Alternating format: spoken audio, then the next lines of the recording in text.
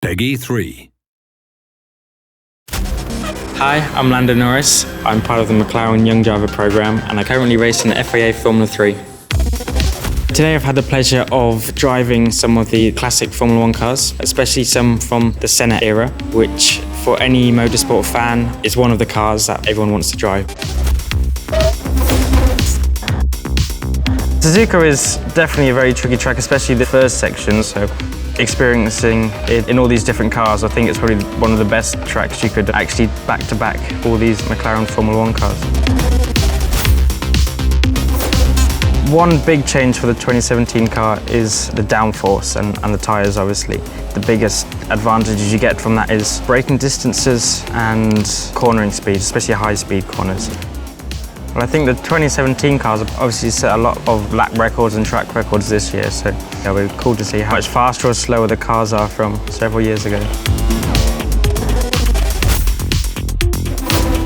I struggle a lot more on traction on this car. It's a lot more difficult to control the car in both the high-speed and slow-speed corners. A H-box is a lot more difficult than using the paddle shifts you have nowadays. It's quite fun at the same time. Power delivery, so exit of corners, is a slight improvement compared to the old Senna car. It's a bit more controllable on exits. Downforce seems already slightly better than what the older one did. This one was definitely a bit nicer to drive. It already feels like a bit of a step between the old car and the 2017 car. But again, it's a very enjoyable car to drive. Definitely a cool car. I can tell top speed is slightly faster. I think just about hitting 305 kilometers an hour, which is obviously pretty fast. Even not one of the longest straights. Braking distances and general cornering speeds are slightly higher, and that's where lap time is being taken away from the older cars.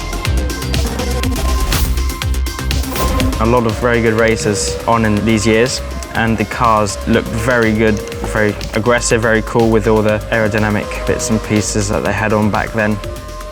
The downforce is a huge chunk better than all the other cars. Yeah, this took it to a whole new level.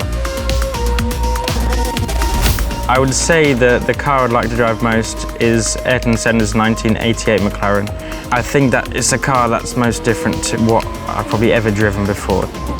Getting to experience a H-pattern box as well. It's probably a car I think most motorsport drivers would want to drive at one point in their career.